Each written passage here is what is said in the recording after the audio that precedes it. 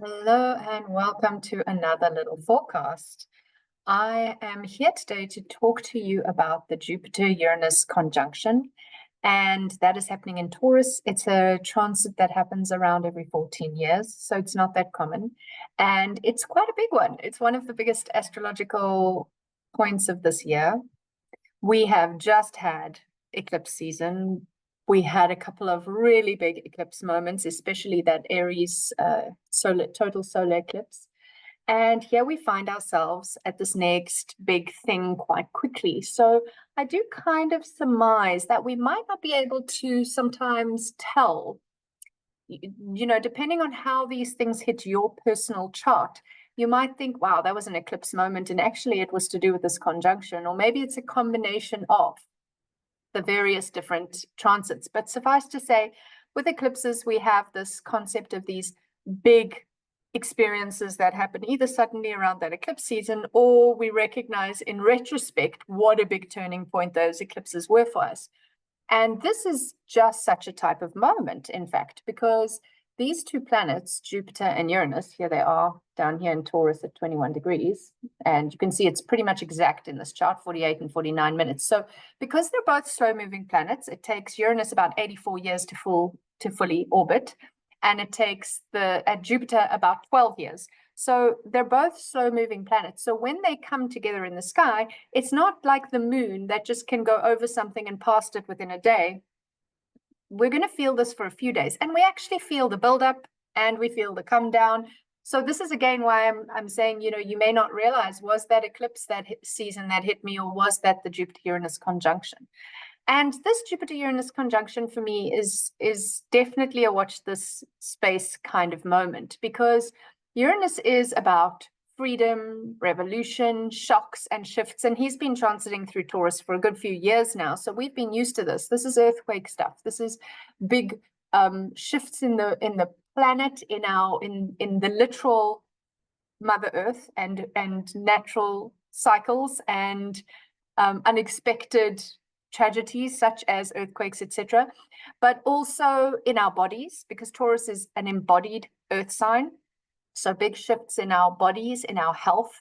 Maybe we have a big health scare that suddenly puts us onto a new path, or a sudden fall that suddenly puts us onto a new path. But basically, all the things that are structured and stable and secure, having these opportunities to be revolutionized. So that also goes to leadership of our countries. That also goes to money systems. Taurus is a money sign. So a lot of things have already been undergoing a lot of this. It's not a new concept. We've been working with this for a long time. We're still there for a little bit.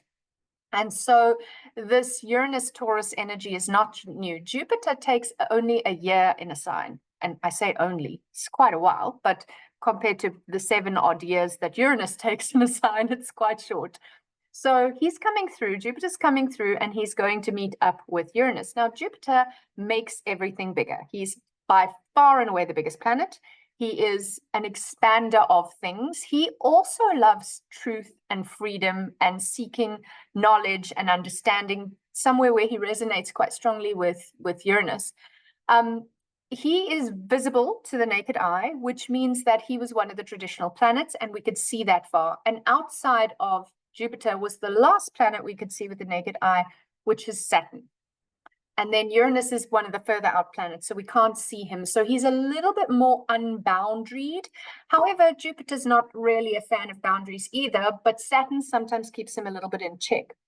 And I also found it quite interesting to think, when I've been just feeling into this conjunction, that the mythology of those 3 planets, because in myth, we started with Gaia, the Earth, Taurus, we might say, Gaia, and Uranus, or Uranus, the sky god, the energy that wrapped around the Earth.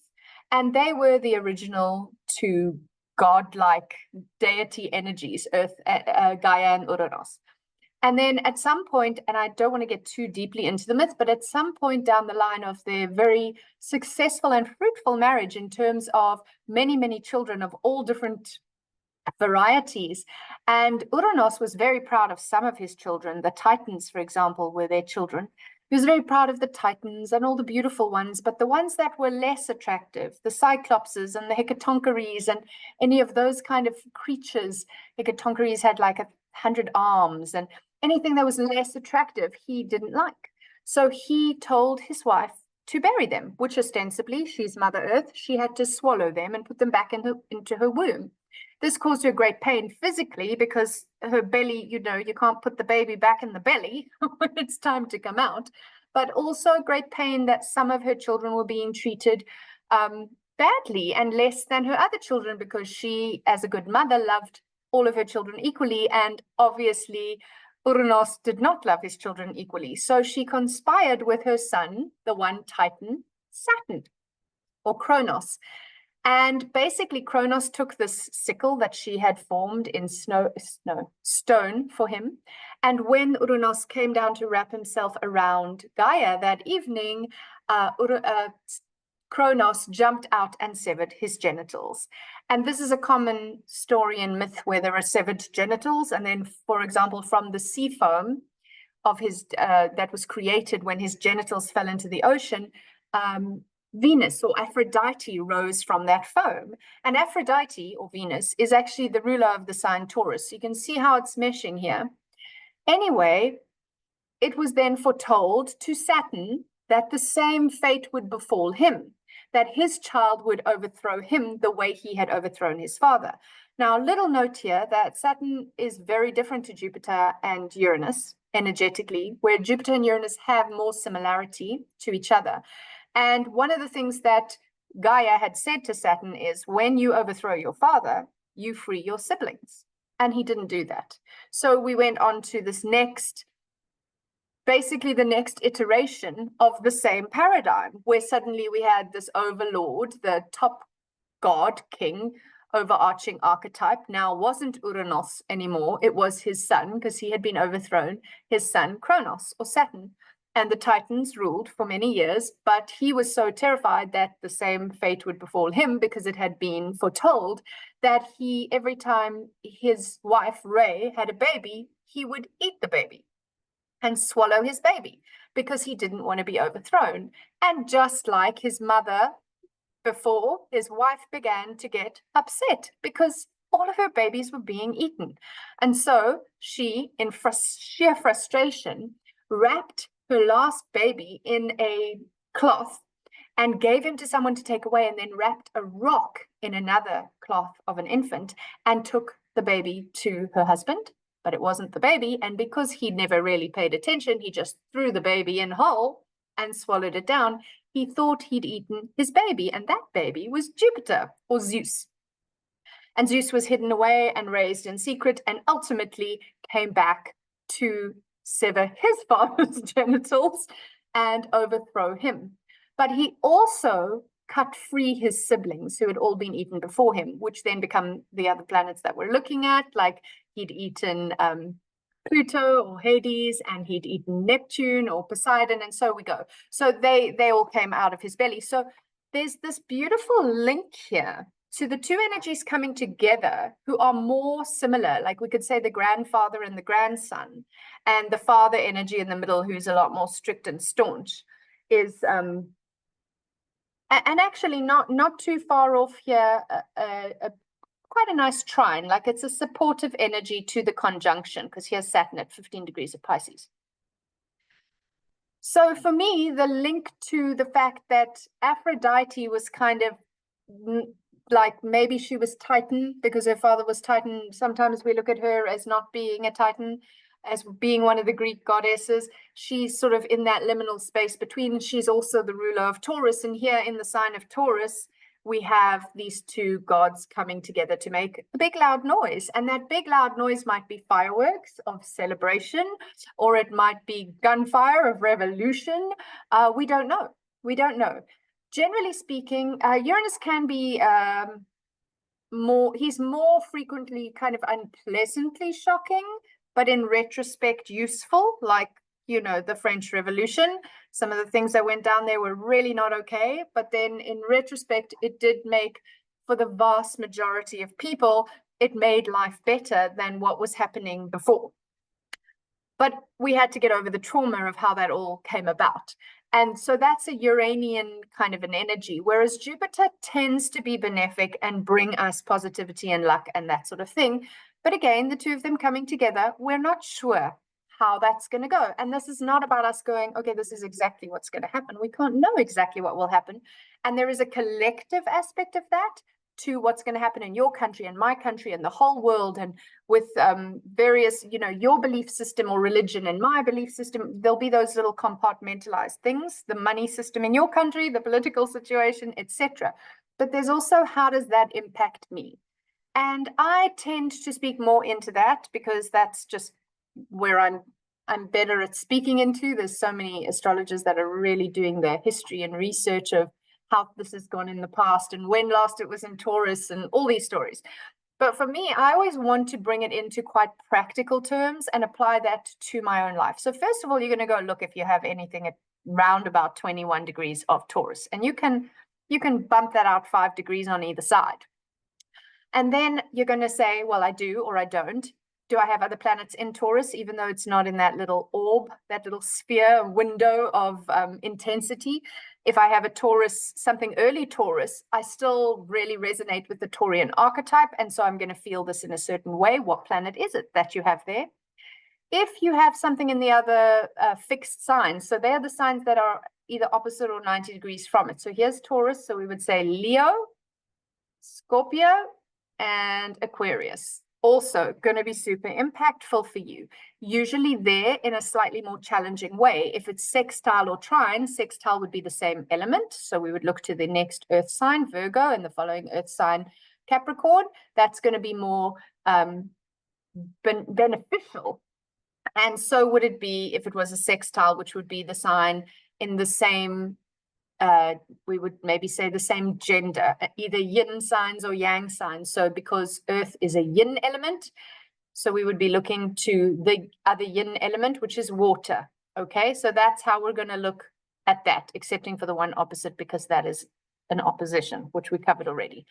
Anyway, so those are where we would take that into our chart. We would look around that degree space and we would go, okay, I'm a very fixed person, for example, because this is a fixed sign. I have a lot of fixed stuff, maybe not Taurus, but other fixed planets. How is this likely to impact me?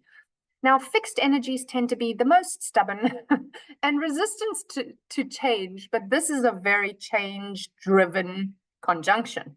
So change is happening, and the best thing that we can all do for ourselves to make that easier is to be less resistant, which, speaking to fixed sign as parts of yourself, is not always easy, because even though there might be the intellectual kind of, okay, I'm not going to fight against this, I'm going to go with the change. That doesn't necessarily mean you do it when push comes to shove, even though you maybe mean to or intend to. So that's going to possibly be a little tricky. Another real big nod to the intensity of this transformation is that the sun is at 1 degree of Taurus at this point, and that is square, because so remember, Taurus is a fixed sign, Aquarius is a fixed sign, square to Pluto at 2 degrees. So a square is that pressure to change. It's like, this isn't working. So now we're taking the machine, the machine of the way society has run with Pluto is in that machine energy of Aquarius, and we're taking the sun energy of the earth, us earthlings in our body, and we are pushing it till it breaks, basically. We're going, ugh, and we're compressing that. And this is either going to be that piece of coal breaking into dust, or that piece of coal transforming into a diamond. And this is where you come in. This is where your resistance is futile. So maybe you just sit in the pressure, feel the pressure cooker, and work to conform from transform. I know why the word conform keeps coming through for me. That's pertinent. So let's just say the end of that sentence. You decide and open yourself up to transforming into a diamond. Okay, I channel and I'm very psychic and intuitive. So the fact that conformity is coming in feels really, really important here. I would say that you need to also look at, where am I refusing to conform, where conforming is good for me, and where is it time for me to refuse to conform, where conforming is bad for me. Because as we shift into the new earth paradigm, which we're in like a huge wave of, and I think for all of us Earthlings, we're going to be in this way for pretty much the majority of our lifetime here. This is a really, really, like, generations will look back in history and be like, whoa, look what was going on at that time in history. But we're in it, we're boots on the ground. Taurus is boots on the ground. Aquarius is the big vision. So this square, Sun and Pluto in those signs, is definitely saying, where do I have to, say them's fighting words, put on my boots and go and do the work to say I refuse to conform. Again, we can feel that revolutionary energy. You will not make me dot. I'm not going to get too controversial here. Think about where there's energy where you're being pushed to conform in a certain way, and there is a whole full-bodied, like, I hate this, I resist this, I don't want this. That's a full-bodied no. If you feel that full-bodied no, this is where you say, no, I am not going to conform. I know this is the way it's always been done, or it should be done, or I've been told it should be done, but no. Also, where is it time for you to realize that your resistance is actually not for the right reasons? Where does my resistance to this come from? Is this my own resistance? Is it an inherited patterning of resistance against something? And do I really feel like it is the best for me to ... Or am I just doing that out of habit and out of pattern? Because that might be where we have to say, actually, I am going to conform to your ideas of a new money system. Let's say you're somebody who's always been completely on top of the politics in your country, and you have been like, this is what, and the non-conformists there felt like they were breaking something, but suddenly you go, well, actually, I am now going to go from conforming in this direction because I've realized it doesn't actually suit me to conforming in this direction, or maybe you were in that direction and you move direction. It doesn't matter which way you go. These are just ideas of how you can apply that to your life. You need to apply it to your life because you know your stories and you know your paradigms. But that is another very big, strong nod to the revolution, the change, the expansion, the pressure cooker of this conjunction. We will also see Mercury is still in retrograde at this point, right? So this is also very much a changing of our mind. And it might be uncomfortable because Mercury in retrograde leaves us with these like, oh, I don't like thinking like that. Or, oh my gosh, how did I not see that was a toxic situation before? Now I get it. Oh my gosh, now I'm going to have to do something about it because now I have seen. So that in itself is pretty strong. And he's pretty tightly, he's separating from his conjunction with the nodes, but at this point he's been very engaged with the nodes, Mercury, and this is the north node particularly. So he's just had a conjunction with the north node saying, for me to evolutionarily grow and expand and learn to use more than the 10% of our brain that we tend to use, I need to change the way I'm thinking and speaking and narrating. And so he's still processing. Actually, sorry, he's going backwards. So he's heading towards that. I lied to you. So he's going towards that node. He's coming to that conjunction. It's getting tighter. He's like, oh, so this conjunction we're talking about, the Jupiter Uranus, is very much going to give Mercury that like jolt. It's almost like shock therapy. Jolt as he hits the north node and he's like, okay, I got to change this. This is not working for me. It's not working for anyone. The ruler of this conjunction is Venus, and she's sitting here at 19 degrees of Aries, and she's just had Mercury retrograde go past her. So she's also been tarred with Mercury saying to her, listen, Venus, I think we've been going about this all wrong. I think it's time for us to change this up a bit. What do you think? How can we do that? Now, they're in Aries, the sign of the pioneer, right? So they're in a pioneering space. Venus is like quite warrior-y here. She's quite intense. She's like the goddess Diana a little bit, you can imagine. Like, put on the shield, put on the outfit, go into battle. And so she's like, really, Mercury, this is really food for thought. I'm going to think about this. I don't know how yet either, but I'm on it. She's quite gung-ho, and she's, as I say, the ruler of the sun at this point and of this conjunction. And then the ruler of this whole conversation in Aries is Mars, and he's sitting here in Pisces, where he's a little bit stayed. He can't move the way he wants to move because he's Arian. he's fiery, he's fierce, he's fast, he's a little trigger happy. Because we've got Mercury in retrograde, that's slowing down our like reactive brains. And because we've got Mars in Pisces, that's slowing down his ability to react. He's just trying to tread water until he can get out of the sign. So that's also that there's an element of sudden shift, Uranus and Jupiter, and also, but don't react, take some time to think about how a new way of reacting to a situation like this might be, and how we would do that. Okay, so that is an important one. And also this 22-degree Mars is forming a very tight sextile to the conjunction. So he's supporting this big change. He just can't support it by rushing in. But Mars is often looked at as being a malevolent planet or a bad planet. And I don't like to think of Mars that way. But if we imagine that this is just kind of slowing Mars's hot-headedness down and his excessive reactivity down, then we can maybe say, well, actually, maybe we quite like that Mars is in this position. And then I want to point out another interesting thing here. The moon is strongly opposing, just come past Mars, incidentally opposing Mars, but now is strongly opposing Neptune at this time.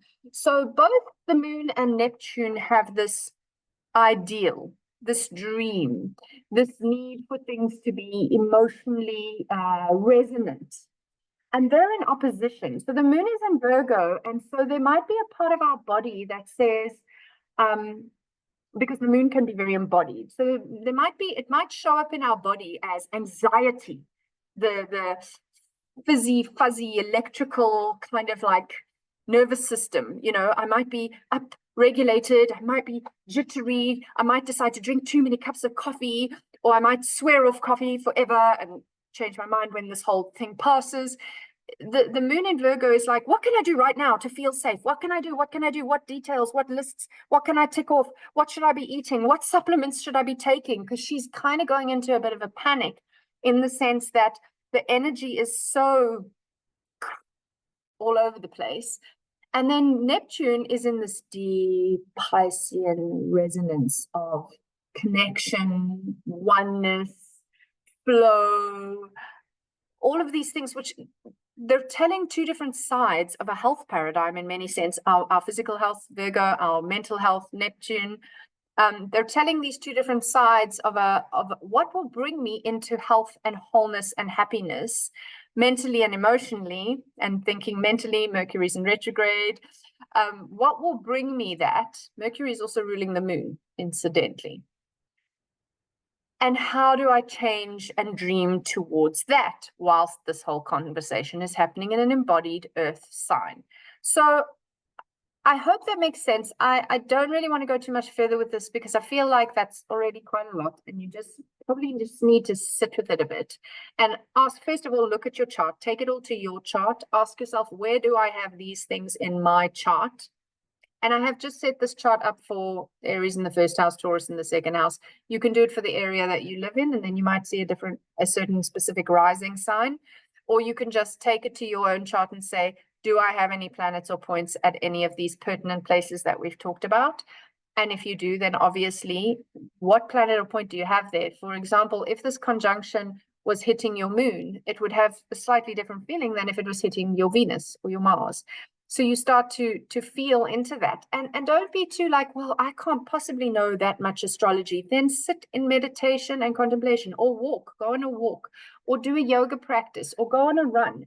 And while you're running, start asking yourself the questions: where am I resisting change just for the sake of it? Where am I feeling drawn to change? Because just as we can have these full-bodied no's that we talked about just now, we can also have a full-bodied yes. And these are the places that you need to play in. Where are my full-bodied no's? Where are my full-bodied yeses? Where am I allowing myself to get totally anxious and up-leveled and into my nervous system and worked up? And where do I find my passion and purpose? How can I do more passion and purpose in a down-regulated way rather than anxiety and fear-driven work or relationships or anything in an upregulated way? And that doesn't mean change is going to happen overnight. Change is a process. I mean, there are those changes that literally happen overnight. I mean, if you lose someone to death, for example, you know, one day they were there and the next day they weren't, and that's gonna ripple. So there are these immediate changes, but one of the things about knowing change is coming and accepting change is inevitable is that you allow yourself to let the change happen a little more gradually, like 1 degree at a time, rather than the universe eventually going, I've told her and I've told her and I've told her. I'm just going to pick up the carpet she's standing on and pull it out from underneath her. I know she's not expecting it and her hands are full, so she's going to land on her face and she's probably going to break her nose and she might have a concussion. But when she gets past all of that, she'll realize that we would have been flogging a dead horse for goodness knows how long if we didn't do this to her. So let's just get it over and done with. Rip off the bandage. So that is an energy that is highly potential in this time. I'm not saying it won't happen if you're open to change. I'm open to change, but I still find my resistance places, and I still find the universe whipping the carpet out from underneath me. But the more we can start to be conscious and aware and intentional and speak to our planet, speak to our heart, speak to our archetype, speak to the seasons and say, I get that it is a changing of the seasons. I get, and I mean, at this point, the sun has just stepped into the middle of the season you're in, because once we hit a fixed sign, we start the sign in a cardinal, this season in a cardinal sign.